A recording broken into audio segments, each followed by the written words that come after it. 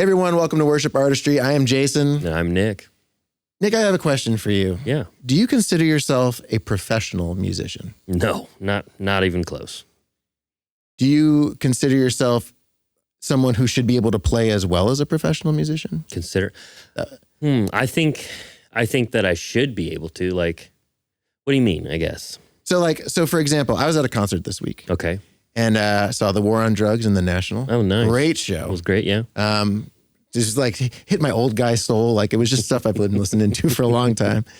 But it was funny because it kind of struck me how, they were playing songs throughout their whole careers, which was nice for me because I don't know how well I know all the latest stuff. Sure. But they were kind of playing all the bangers. Yeah. And I was like, man, I wonder how long it took them to kind of relearn these songs. Oh, yeah. And make sure that they knew that one for sure because who knows when was the last time they played that, right? Right. But then it got me thinking about being a worship musician, and I'm like, well, how often do I need to learn a new song? Mm-hmm. And how long does it take me? Right. Compared to these guys who this is all they do. Yeah, sure. Yeah. And so you're asking then if I see the War on Drugs, the professionals, and like, oh yeah, I should be able to do that in like 5 minutes, right? Right. Yeah, no problem. I'll just play along. Sure. I think okay, so I watch a lot of YouTube. We're on YouTube right now. Yep. We're in a box. What? What? But I watch a lot of YouTube and I watch a lot of guitars and like how to get better and why and all these things, right? And so I look at the guys that are doing I consider them a pro, and that they're doing the video, and I'm like, yeah, I should be able to do that. Yeah. But then maybe I try it once and I'm like, no, I don't think I can do this anymore. Then I move on. So I'm over it. There's a strong belief for a second, but then I try it for a hot minute and I'm like, no, that was too hard. So I'm over that. So yeah, I don't know, like if I actually believe it or not, but I do think I should be able to play like that. Right. Well, I think we approach worship songs that way because what if you actually have to learn it, right? Like what if okay, we're playing this song this Sunday. Right. Yeah. I need you to learn this song. Mm-hmm. And I think when it comes to learning a song, you're not gonna have a process to it. Sure. But it takes a lot longer than I sometimes feel like it should. Yeah, because like we're on YouTube and these people are like, this is so easy, you should do this. Watch me learn this song. And then they cut. And you're like, that doesn't count. It's like it's like the page between the Old and New Testament. Was it just a page or how many years? like what's going on? Right. How long did this take? That's so funny, man, because I was talking with Stu G a few years ago now, maybe 2 years ago or so. And he was like telling me his process on how he learns songs. Mm-hmm. And he was saying that he listens to a song before he even touches a guitar for it's like 6 or 10 times or one of those, right? And I was just thinking, this professional, Stu G, he has to listen to these songs that many times. Right. And in that moment, it gave me so much like peace because I was like, wow, I can take so much pressure off myself because what I would do when I would learn a song, right, I'd get like that week or something. I'd get the song list and there's a new one and I didn't know about it for whatever reason. Doesn't matter. I would have to learn it. Like that's my job. I signed up for this, right? So I would just have my guitar in hand. I'd be listening to it, trying to pick out the notes and do stuff. And I would play along with it just fine. Super easy, really, most of the time. Then I'd be like, all right, got that. Now I need to go out to the garage and go clean this up and go do the dishes and all these other things. And then Sunday morning rolls around and I'm like, well, I did practice, I promise. I can't prove it to you right now, though, but I promise I did. And so when Stu G said he listens before he even touches an instrument, I was just like, no way. Yeah. Delirious, ? And Michael W. Smith's guitar player, what? He does that? So that was nuts to me. So it really redefined like what quick meant. Right. Or like how I learn a song and how fast I can do it. Because it helped me, and I'd heard this for years, but it really helped me understand that by taking this amount of time to do some prep, it's going to be so much faster on the back end. Yeah. And my anxiety for whatever reason when I was younger, it was just like, you don't have time to prep. You can't do this. Stop trying to learn this. Just start practicing and start mastering. But like, how are we supposed to run if we don't even know how to walk or crawl? Right. Or like even know what you're aiming for. Exactly. Right? Exactly. I run into the same thing. What I have found, because I've taught now, arranged and taught nearly 700 songs on Worship Artistry. That's wild. Here's what I know is that if I sit down and I'm in a hurry and I'm like, I'm going to try and get 2 songs done today, and I'm just going to like take all the shortcuts. So I'm going to sit down and I'm going to like just start playing. Okay, I got that riff. Okay, I got that riff. And I just start kind of working my way through. It is going to take me probably twice as long. Sure. Yep. Than if I'm just willing to not pick up my guitar and actually sit and listen to the song through. Because I think when it comes to songs, we kind of get like, okay, I have to learn this part, but we don't understand how the whole thing is supposed to be, and know that that's what we're aiming for. It's darn near impossible to learn it. Sure. Right? Yeah. You're kind of just learning it in chunks. You don't have that big picture. Yeah. So I love that me and Stu G agree. We're basically the same person. Am I with Stu right now? I know, right? Just, hello, mate. I love it. I love it, man. Sorry, Stu, we love you so apologies, much. Stu. We love you, Stu. I'm sorry. He's so nice. He is a very nice individual. But I think no matter what, that's always the first step. And I think when we start with songs, when we're trying to learn something for church, and a lot of time, I think kind of we don't want to, right? It's different. It's different to learn something that feels like I have this job to do than to just listen to your favorite song in the car. Right. Yeah. Right. But if you take the time to listen to that song in the car for a while, and take some time, like just have it in the background all the time. It's amazing how much your brain already starts to work on it before you ever even have to pick up your instrument. One thing to add to that, for me at least, because like I'd heard this for years, right? This whole adage of, just listen to it a little bit more, and you'll really try to immerse yourself in it. You'll smell like the song. It'll stick to you, all this stuff. But like I started to do that, and it didn't stick with me. I was like, well... So ignore everything that we've said. Thank you for coming. No. This is the point I want to make. It wouldn't stick with me. And I was like, well, this isn't working for me. This works for Jason. This works for Stu, but it doesn't work for me. And the answer truly is it works for everyone. But you need to allow yourself to like listen. And I still wasn't listening to music. I would be like, oh, that's a tasty riff. And I'd be like, humming the melody. Oh, wow. Well, like there was a bass in there. I didn't even hear it. Right. Now it's like I've adjusted my listening ear, not just like I'm listening to music in the car, but I'm listening to music. I sit there and I actively just like listen. And I'm like, oh, that bass line, that's so cool. Yeah. And then I recognize how much it repeats. And it's like, man, you really only need to learn it in chunks, in my opinion, because like you learn this riff, that's going to repeat probably 4 times, maybe 6, who knows, and then it's going to go to a chorus or something. That's going to repeat maybe 4 times or so. And then it's going to go to a bridge or something. And it's not going to be any different chords, really, maybe a different order. And then you need to learn that part a few times. So that's how I started viewing it.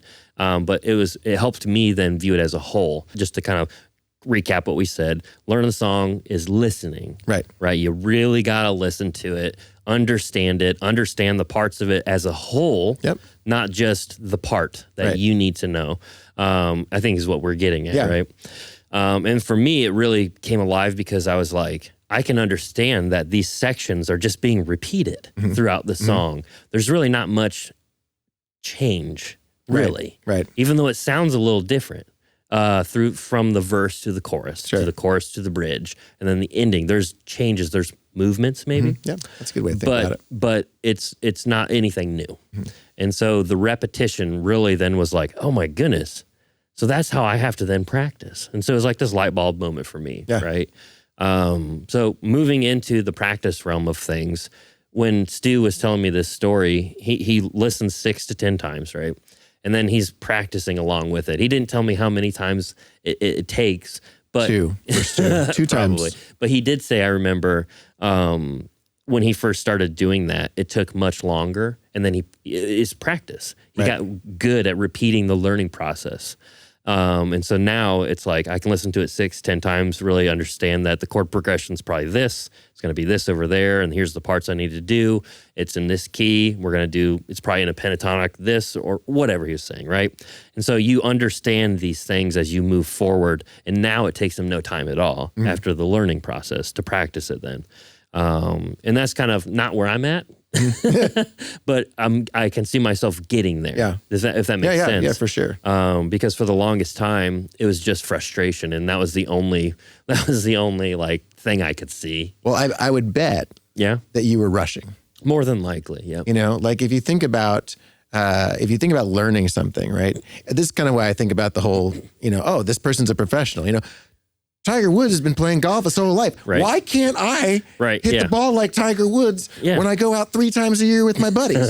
I don't understand, right? Yeah, you're right. And so I kind of get this expectation around that I should be able to do something quickly. Yep. Whereas it's like, well, no, if I really want to master something, like Stu plays guitar all the time. I'm sure. Yeah. That's his job, right? You know, a friend of mine, big fan of Bruce Hornsby. Cool. Right? Yeah. Unbelievable piano player. Yeah. And he actually got to ask him, like, hey man, you're like, I'm a huge fan. Like, how often do you practice? And he's like, about 10 hours a day. Jeez. And it's like, wait, you practice? Like, you're unbelievable. He's like, I want to stay unbelievable. Right. Yeah. You know? And so he's always working. So you take somebody who this is their professional job versus say somebody who's a banker or, you know, who has some time in the evenings to kind of work on some stuff. Yep. And so it takes longer to figure those things out. And so rather than rushing into it, I always, even for myself, I always find that I play things slowly first and then build them, even with teaching the lessons. So like we do our lessons, we do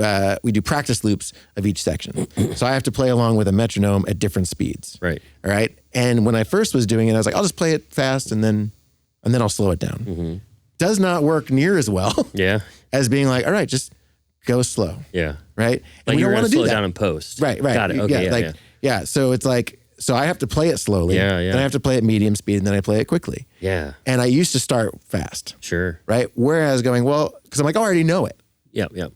But there's something that happens when you slow it down. Yeah, definitely. And you're just like moving in this way. And you might be like, this is so dumb. Yep. But when you have to focus on the metronome or the click to really make sure like, no, I'm really playing in the pocket here. Right. It's amazing how hard it is to do that slowly.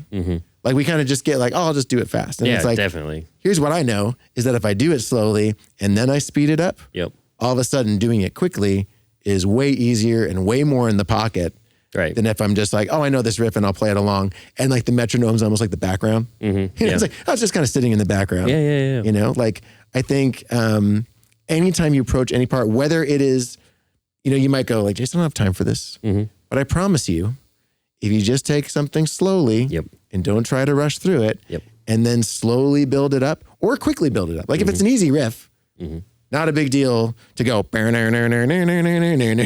Yeah, sure. Yeah. Sure. Like maybe we don't need to go super slow for Correct. that. Yeah. But anything that's even just a little bit fumbly, Go a little slower. just a little slower. And then all of a sudden you'll be able to go fast. And if you keep cranking up that metronome and play along with it, all of a sudden you're playing way faster than the original song. You're like, oh, okay, this song goes, it's a worship song. So 72 beats per minute. And all of a sudden you're like, I'm playing this at 85. Cool. Now I'm going to slow it down to 72 and everything is dialed. Yeah. Man, it's funny because YouTube just really harbors like, if you want to play like Paul Gilbert, here's the one trick that you need. And you can learn it in 10 minutes. That's all he needed. That's all. Why do we even need Paul Gilbert now? He didn't do years of playing and touring and learning and all these things. No, he just did one little trick and this guy unlocked it for us. So isn't that amazing? Like, cause like, that's what we're so conditioned for. Like, you know, we talk in public a lot too, but private mostly is Mostly private. It's like, I talk about the microwave mentality a lot and I don't like it. It's just, we want things quick. We want it done fast. We want it right now. You ever microwaved a steak? No, come on, man. No. If you have, stop it. Don't do that. I tell people this all the time.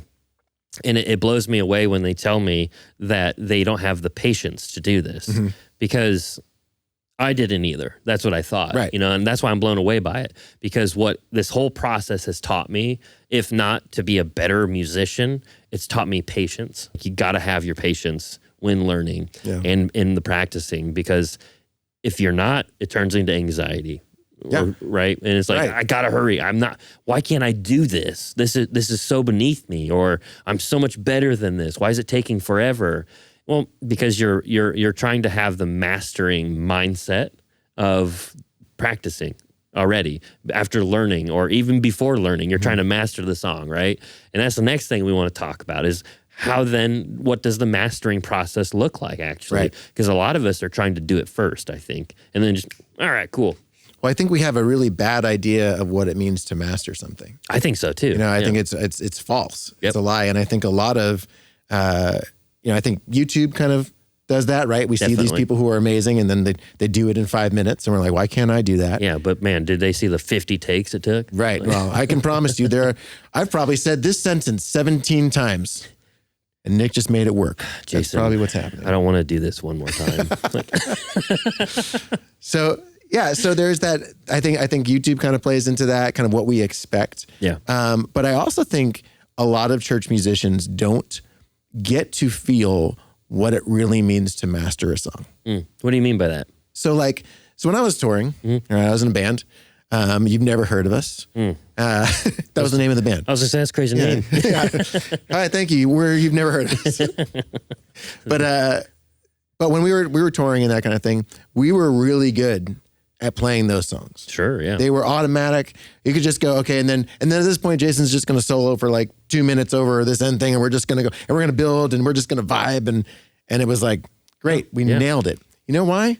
Because we had 12 songs. Oh, okay. Right? We had 12 songs. We were playing our album, and every once in a while we do a cover or whatever. We had maybe 2 of those. We had a killer Eleanor Rigby cover. I just wanted to say it was that's nice. A great song. Yeah, it was fun. I don't know too many people who have like boasted their Eleanor Rigby covers. It was nice. It was fun. That's awesome. But yeah, so we had this. So we had these different songs that we had mastered. Yeah, and I can tell you, it feels really different once you have played those songs so many times that you really get that like, I can't wait for this moment because now I'm just going to go do this thing. Right. Yeah. I'm watching The War on Drugs. And I'm like, oh, here comes my favorite part. And then they're going to do it for way longer because it's just rocking and they're feeling it. It's a concert. And they just know how to do it. Yeah. Right. And I think sometimes we get that mentality with worship music because we're like, we got to play this song. But we're like, it's almost like a chore list. Sure. It's like, I got to learn this one. I got to learn this one. I don't want to mess up. I got to not be bad. I got to not be bad. I got to not be a distraction. Right. I got to make sure that I know all my parts and whatever. Right. And it's almost more of I don't want this bad thing to happen, then I can't wait for this good thing to happen. Oh, there you go. Right. And so to me, the really good thing comes when I get to so well understand a song and master a song and understand my instrument and the way it interacts with the song, that when I'm actually playing it with my worship team, I'm not thinking about this song at all. Right. All I'm doing is engaging with God, I'm engaging with my team, I'm engaging with my congregation. The instrument's just like a way to do that. And I think a lot of times we don't allow ourselves to get to that place because it's a little more work. Right. Yeah. But it's the main thing. It's like the number one thing that we're trying to do. Yeah. Always. Oh, Yeah. it's like, that's what we want. When we look at the worship team, we're not like, man, I hope someday I can get on the worship team so I can like stumble my way through a chord chart and feel really awkward in front of everybody and make it so, and just be like so stressed out every morning. Oh man. I can't wait to do that on the worship team. I can't either. You're right. Right. Like you're talking about it now and I want it. It's so compelling. Gosh. Yes. Like that's why I tried out. That's why I've been practicing. I didn't know until now, but that's why I tried out too. Right. And I think that a lot, funny. like that's not why we do it. No, right. Why do we do it? We do it for that moment. Right. To be together. Yeah. To really own that and express our hearts through our instruments and our voices and all those things. Yeah. And I just think it's a really bad move to stop short of that. Oh, definitely. But when we rush, when we don't take the time, when we're not like, all right, I'm going to actually learn this song and I'm going to repeat it to the point where I am so comfortable with it, I can have a conversation with you while I'm playing it. Yeah. That to me is like, I have now mastered this part. Sure. But a lot of people don't make that the goal. They make it, I can get through it. Yeah, yeah, yeah. And that's not very satisfying. Yeah. So anyway, to answer your question, that's what mastery means to me. Yeah, yeah. Like if I've mastered a song, it's like, that's what I can do. I'm relaxed. I'm looking around. I'm not paying attention to what I'm doing. I'm not like chorus 2, 3, 4. Like I'm not thinking about any of that. Yeah. I'm just here present right now. Yeah, that's funny, man, because when I was starting to get into the mastery part of my process back in the day, I was like, all right, I got through the song. I'm good. I won't stumble again, probably, and then it developed into like, all right, I stumbled through that part. I should probably go through it one more time. And then I was like finding out on Sunday mornings, once the chorus 2, 3 started showing up, I was like, oh shoot, I need to switch my effects. And I was like, oh gosh, I'm like 3 bars behind now or something, you know. And then you just played really fast to catch up? Yeah, pretty much. That works, totally works. It always works. And so then I started practicing at home, standing and playing. But believe it or not, I didn't start practicing switching the effects yet.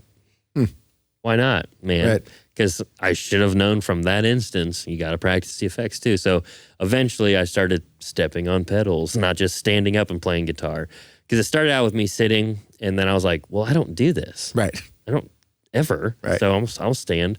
And I was like, well, I'm switching effects all the time, and I'm not like switching well, you know, and I'm like freaking out, and then I'm like barely getting to the solo moment or the lead, whatever. And so eventually it became very fluid and very smooth and slow, and people out in the congregation were like, man, that was awesome. And I was like, I didn't do anything cool. They're like, no, like, you weren't flailing around. Right. You weren't making me nervous for you. Yeah, I didn't think you were going to fall. You know, I was like, oh, cool, brilliant. It's working. Right. Like, I'm practicing those things. And so that was really the mastery part for me was, do I look like I'm flailing? Or, you know, it's in line with what you're saying is relaxed. Right. Now, mine was never to be like, can I play Lincoln Brewster solo and talk to Jason about the deepest thing I've ever done in my life while playing it? No. Sure. No, I can't. My goal is to always not flail, to look very smooth, that I can engage the congregation, not in a weird way, because that was a strange thing I was taught too at the megachurch was just like, look up at the person who's not looking or who looks uncomfortable and make them more uncomfortable. I was gonna say, look at them and that'll make them feel much better. You're like, let's look at the, like it's weird, right? It's so weird. And so now I have a moment that like, if I'm riffing on something or playing a part, I already know what's coming up because I'm not worried, even though like that's what the clicks and that's what the guides are supposed to do, is supposed to make it easier. But like all that ever did was remind me of what I didn't remember. Like, oh no! Oh crap! Oh, that was right. That's right. It's coming up. And Chewy sounds a little annoyed too, just right? A little, yeah. Just First, 2, 3, 4. Get it right, 2, 3. But anyway, so mastering for me really looked like not flailing around, being smooth. And just, do I look like I'm having fun? Yeah. If the answer is yes, then I've mastered that for me. Yeah. So I think if you think back to, you know, if you actually do want to master a song, if you looked at this video and you're like, how do I learn a song quickly? Right. Yeah. Right.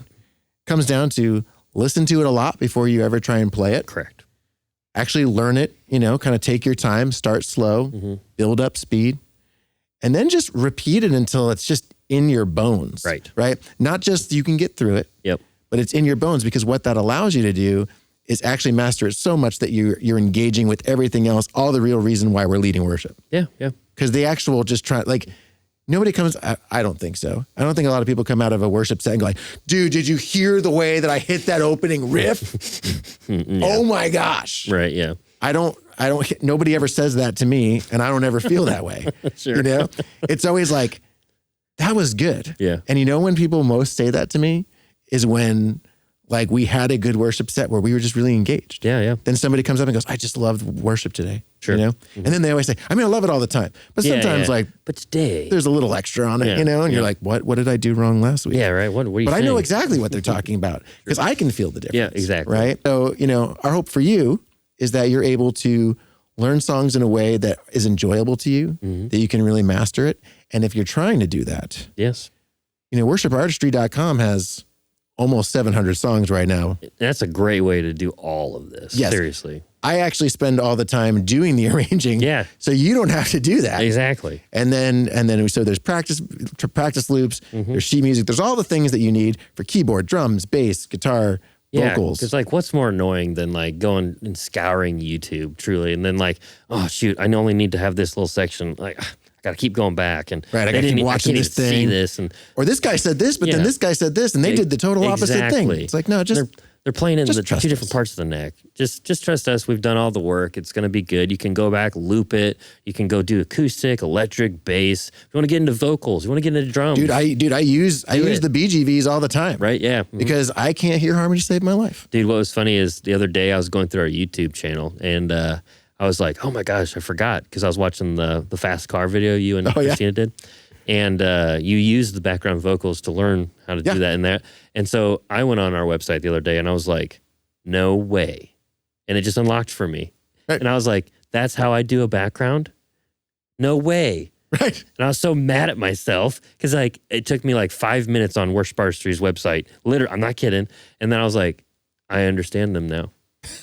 That's amazing. And I was like, I wish no I way. did. I still have to listen to the things and learn those parts. I probably would too. Yeah, but I at least understand. But that's awesome for you. A concept of it right. now. And I'm just like, because before I was like, people doing backgrounds are they're wizards. Yeah, yeah. Like, how do you hear those notes? I'm like, I can't hear those notes. I just hear the melody. I hear the first 3 notes of the harmony, and then I'm like, I'm lost. I'm gone. And I've gotten better at it. Gone. Yeah. And so like that concept really got unlocked for me, and it was only because of worshipartistry.com. I'm not kidding. So you can go try that for free over at worshipartistry.com. Seriously. Or, if you don't want to do that, if you're like, I don't have time for that, I need to go faster, I need to learn things quicker, you can subscribe to our YouTube channel. That's right. Yep. Ring that bell, subscribe. Where are we trying to get, Nick? Man, we're trying to get to 100,000 subscribers. What do we want to give away that morally little alligator volume pedal. But it's a volume pedal. It's a volume pedal.